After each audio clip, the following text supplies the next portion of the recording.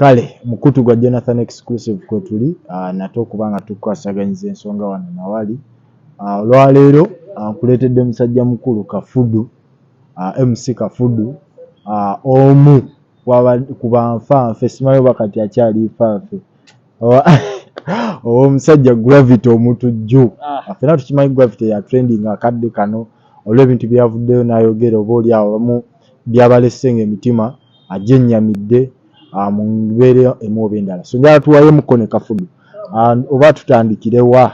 Nze ntandika n'okusaasira. Ffe wano Uganda tetulinawo ba celebrity. Kiki kyogezaako kutegeeza? Wengambiramu tetulinawo ba celebrity.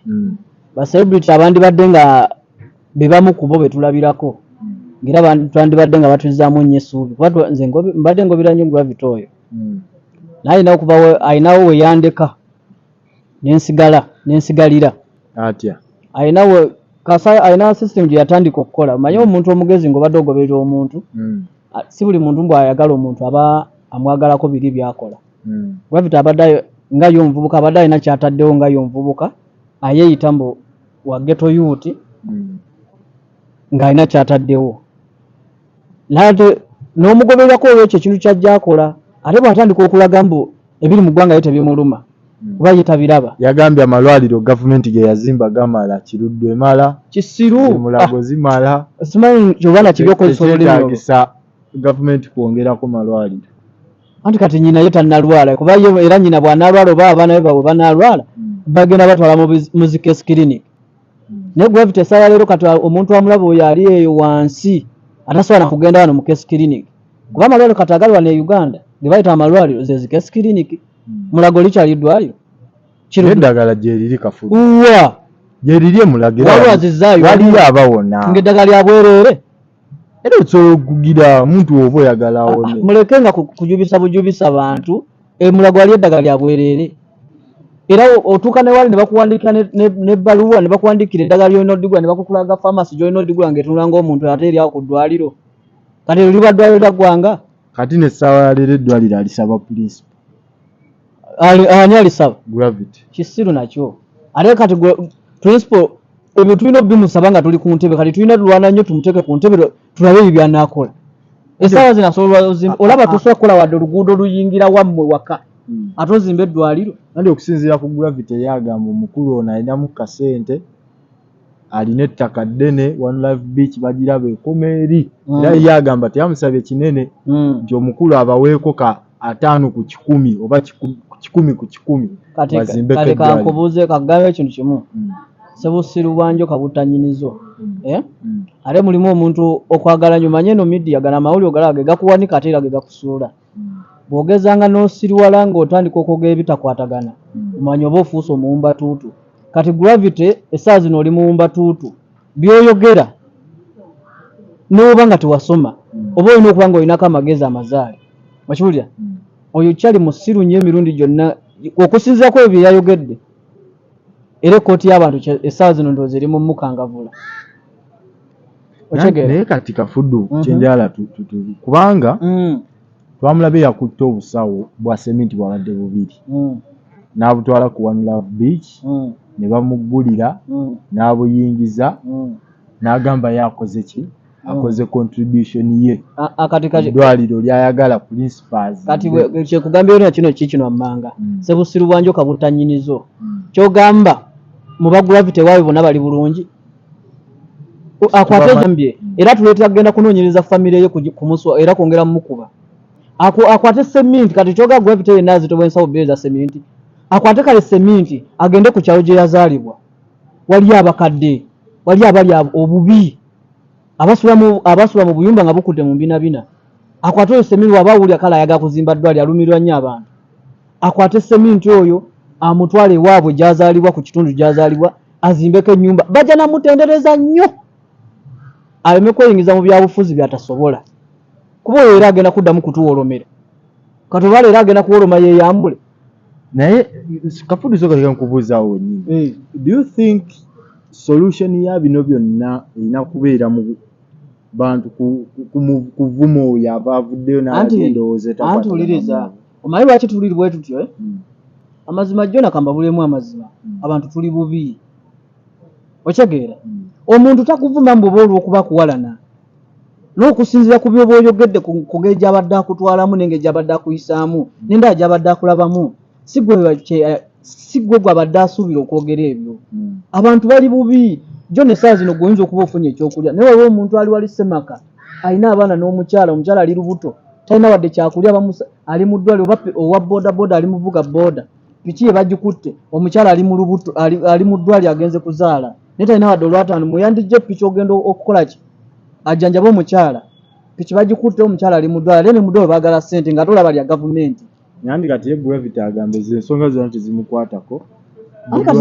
kati tezimukwatako omugezi akole ekintu kimwasirike okiwulira bwe ziba n'ensonga tezikwatako Gravity ssebo sirika beera eyo mu kizikiza kyo nga bw'oli omuddugavu zikirira eyo teweetaba mu mazina ga nkima teryamuvumye wabula nalabyeko abaana abo bamukozemu biki uliriza ate ne yamukozemu kimpanze naye ayetaaga kuwa ekirabo abo ba Gravity obanga bitandise okweyisa bati kuba Gravity alina following ey'amaanyi katonzi abamukkiririzaamu bonooza bamuwalana gwe bagabi bonna abamuvuma essaawa zino basasule jo naye aleesuzeeko enjala naye bw'osula enjala omuntu najja nakukuddalya n'alyoka gamba jo namulya bulungi mukkuse nga wasuze enjala owulira otamuli kati yessaawa zino abo bonna abavuma Gravity sigamba tebamwagala nze nkugambye natandika okugoberera Gravity oba nkutandikira ku luyimba lwe yatandikirako natandika okugoberera Gravity nga mwagala ng'omuvubuka ali asola okiwulira naye kati abayimbi abasinga bonna abamu bafuuse babbeega buli bafuna ka following akawera ng'omukulu abasembeza okiwulira mukulu ki wano tulina abantu bangi nnyo buli omu agwa gyagwa kati essaawa zino ayinza okuba yavuddewo okwogera ekyo nga aliwo omukulu yamugambye ennyumba eremye okuggwa ne Kafudu leka naawe banga Gravity lyayimbidde kyo gamba nze gula sente obadde ekyenyumba ezimbika gwoyinza omulaba ng'agenda ayimba naye ogwoza sente buli nnaku zibeerawo akola zirina ebizibu omwaka gumu yakolamu ebibiri kati Gravity ku nkola gy'abadde akolamu essaawa leero singa alina ettaka erisinga ne Busaabala okitegeera lino erinnya litusookayo busoosi naye sente ziba ntono okiwulira era muleme nga kudda okwegomba nnyo life y'abayimbi bali bubi n'okugenda okufuuka babbeega okubakozesa okutandika okwogera ebyekisiru bali bubi okiwulira siri kati Gravity essaawa zino wuuyo wenkugambira mbu omuntu w'amaalo emmotoka gy'avuga eriko linnya lye Gravity Range Rover ya bibiri ya bbeeyi naye kati gwomanyi sinagamu gwomanyi gwoza bagambye alina ssente ezisobola okuba ekivulu ekyo n'akifuna nga ye n'agula Range Rover sinza kati ku byo ebimu kati byali mu kusesebbukana ali mu kusasulira ebyo ebintu byeyafuna lino eggwanga si lyakusinyika mannyo era buli alya ssente z'omuntu omanyi kye bayita okukuwa akamyu omusajja akuwa akamyu naye ng'ate ye ayagalamu musasulamu nte okitegeera Kafudu lino lyeggwanga Uganda omuntu akuwa akamyu naye nga ye ayagala nti do you think olowooza Gravity waliyo pushing amuliyema begokukola kino okusalawo ekyo nandibadde sikimalirako na budde gye bali goye n'omulala akukuta ne Nabbanja mukwano gwe tetuganye ekitali kibi mukwano gwe naye gwoza mukwano gwoza bagera kunyumya ku ki wuliriza Nabbanja kizibu kyetusinga okuba nakyo nti nze wemba nga ndi mukwano gwo Kafudu nobeera nga oli wa Nuupu sijja kwetera nze nga ndi wa Nuupu ng'oli wa NRM ate olowooza tusobola kusigala nga tukwatagana yadde ng'ebibiina byawuka kiba kizibu nnyo mu ggwanga eryaleero kati kiba kizibu nnyo mu budde buno bwe tulimu ekyo nkikubuulira amazima mu budde butulimu n'embeera gye tulimu essaawa zino n'abe-NRM va ku bano bakakongolyo be mumanyi essaawa yaabwe mulimu abawagirira kkala yaabwe mu mutima naye nga tasobola nakuvaayo wadde n'agamba mbu nze ndi NRM kuba ku kyalo mwasula bonna abantu basulamu bali bubi okiwulira va ku bana abeesilwaza abadda mu kamera ne boogera bino kati nze nze n'ebintu ebimu ze muganda byempulya ne binnumya n'omutwe ne mpulya nga neŋŋamba oba ne otuuka n'ogamba lwaki bazaalibwa mu lino eggwanga. Nali awo lumu mukama kano nkajjukidde kankayiseewo. Abavubuka babiri baali obusoga nga bali mu kugula, simanyi tuli mu kukuza gemeefuga gaffe independence yaffe. Abavubuka babiri ne bavaayo, kan you imagine, omuntu omu alina ku miggo ng'ali mu kugamba pulezidenti waffe jjajja mbw amusaba obuyambi, mbw abanuupu baamuwamba ne bamukuba, balina drone eziwamba abanuupu ne bamukuba ne bamutuusa ku ekyo, mbuyo bawaliriza gavumenti temuwambangako. Abanuupu bye bakola ki? Kati ng'aza ategeera ekitono nange yasoma ekitono. Bwe banga gavumenti abanuupu nga be bawamba, kitegeeza gavumenti eba tekyasobola. Okategeera kakitegeeza kati banegwanga mwenna abandaba bwe banga nuupu kati yewamba abantu, ino eggwanga tetukyasobola kubeerekamu. Kafudu tetugenda nnyo mu byabufuzi. Siri nnyo mu byabufuzi naye mbadde nkakuleetedde nga kalowoozako okafuna obwongo. Kati era bye bimu wuliriza eri nvunza ne bw'ogitundula kagera akannasu ekwata ku kigere ekisajja. Okitegeera oba obyewala oba obirimu oba tobiriimu, ebyobufuzi kati byafuuka yafuuka mmere mu Uganda. Kati Gravity saa zino ekiri mu muzunza biki byabufuzi, sente ze yali ali muzisesema. Kino kirekawo Gravity ng'omuyimbi ne audience ye. Era kati Gravity yali abaddeko dino audience. Otudde mu bya fact. Naye Kafudu naawe. Musajja akuba lugogo nejjula. Lugogo agikubira ku sente meka ku 15. Yali ya 5, kivulu kye kyali kya 5. Oyagala tutandike kujja fact.